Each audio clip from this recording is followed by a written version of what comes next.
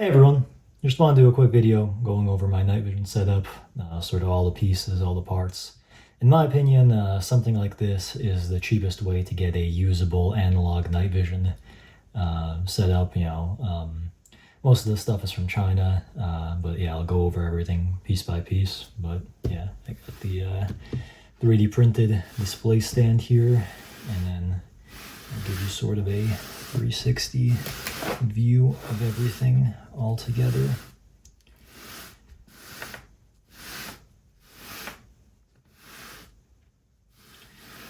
So starting off with the night vision, let me take this off. I'll show you guys. As you can see, it's a PVS-7. So not as big as it looks in photos, but here we go. This is the only night vision device I've owned, so I don't have a super ton of experience with stuff like the PVS-14 and binoculars, but PVS-7 is definitely very much usable. Obviously, the downside is it's binocular, so you don't see the depth perception you do with two eyes because you're only getting one image in. It's just mirrored to both eyes. But if you're doing any sort of walking, if you have these on for a long period of time, if you're doing something other than shooting down a sight, I do think it's better for your brain, for eye fatigue.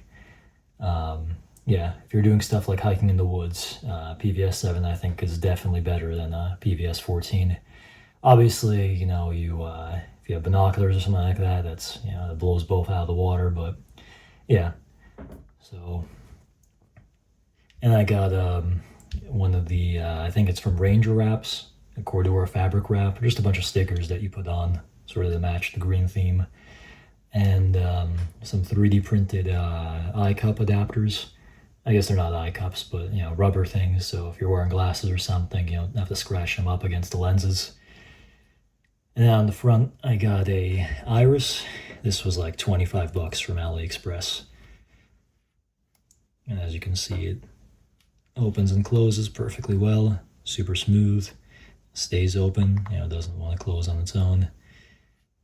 Yeah, super satisfied with that too. And it's got a sacrificial window built in here, you can sort of see. Here's what the tube looks like in a pretty dark room. I have very little ambient light in here. It's nighttime, so all the light is from the neighborhood, the street lights and stuff coming in through the windows. Barely see anything in this lighting, and you can see that the PVS-7 definitely gives you a very clear image. And here's what it looks like with the lights on, just to sort of give you an idea of the tube quality. There's almost no blemishes. There's a few really tiny ones and very light peppering, but I don't think it's even coming across in the video. I got the specific unit, so the housing and the tube from Carlo Manufacturing. It cost me $1,300, which for a PVS-7 of this quality, it's Omni 7, so almost the best series of tubes you can get in the PVS-7. Yeah, I think that's a very good price. I'll link his website in the description. He has a lot of secondhand units, but usually only one or two at a time in inventory. Yeah, super happy with this one. Here I have the Rhino II mount I use. I think I got this for like 35 bucks off of eBay. These are a lot cheaper than stuff like the G24 because there's so many of them, like military surplus and stuff. Condition's pretty good. You can tell it's like a little bit used, it's got scratches, but probably was in the desert somewhere. I see a little bit of like sand and stuff in the cracks, but for me it's been working perfectly well, and it's rock solid. If I hold the helmet, you see it like it doesn't move. The helmet moves before if you look at it. And yeah, the way it slots in is it just goes like that. Locks in like that.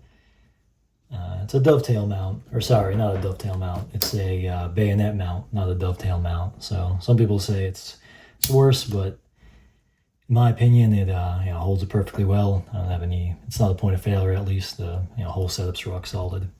I got the retainer lanyard here in case it falls off. Hasn't fallen off yet, but in case I hit a tree or something. And with the entire helmet sort of up in the air, let me show you what that looks like. stays perfectly still. It's a little bit of weight on your forehead, but if you have a counterweight, it's not a problem.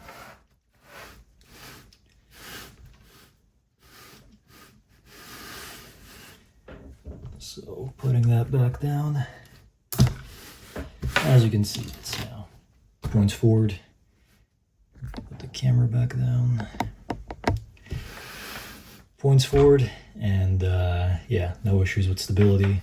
It stays perfectly rigid. Whole thing moves all together. Yeah. Once you get it adjusted for your eyes, it's a very clear sight picture. Moving on to the helmet. So this is I have a cover on it, but underneath is a Chinese, I think it's made of aramid helmet. They run about $70, $80 on Aliexpress. You do have to be careful. There's a lot of, you know, clones out there, stuff made of fiberglass, which I guess isn't, you know, like you probably shouldn't trust your life to a Chinese bulletproof helmet, but, you know, the weight helps with holding everything steady all together on your head, assuming you have the neck muscles to not get tired. And yeah, the Aliexpress aramid helmets are a pretty good weight, in my opinion, to, you know, stay in the same spot on your head. On top of it, I have a Mortar tack cover. So the camo's all EMR. This is actually for a Milsim West game where I'll be playing as Rus 4. So, you know, got the EMR fabric on everything, sort of matching the theme all together. Obviously, it's a little bit farby, but yeah, I think it came out looking pretty good. Yeah, the cover I think is about $20, $25, and then the counterweight system I have back here. Just got my batteries in there. You know, the PVS-7 takes AA's, so just have some extras there. And you can throw a little bit of lead weights in there also to fully counterbalance your helmet.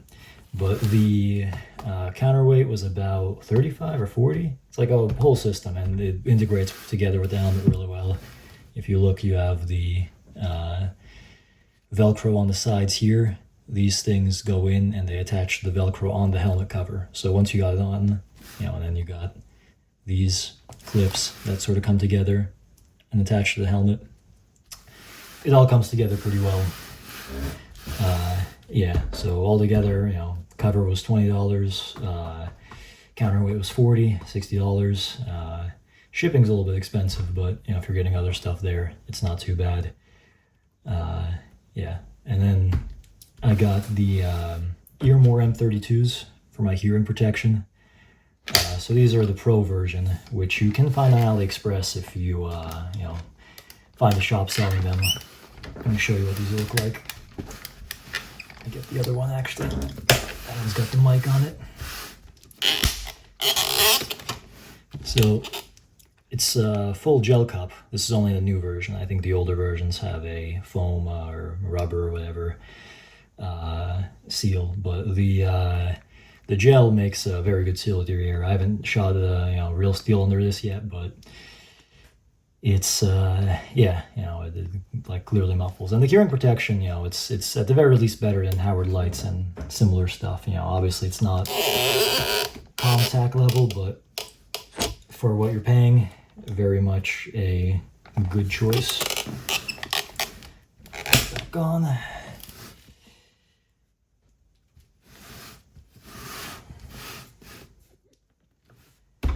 And oh, and the mounts, you know, those are like literally $7 or $8 on AliExpress. A lot of this stuff came from AliExpress, like you can tell. You know, it's very cheap if you find stores selling it, or, you know, you use the AliExpress coupon codes, or, you know, make a bunch of new accounts to get the free welcome deal coupons or whatever. But yeah, like I said, you know, this whole thing came out to probably altogether like $1,600. Most of that being the PVS-7, but yeah, like I said, very affordable. I think, you know, it's sort of coherent colors. Everything goes together well enough. Yeah.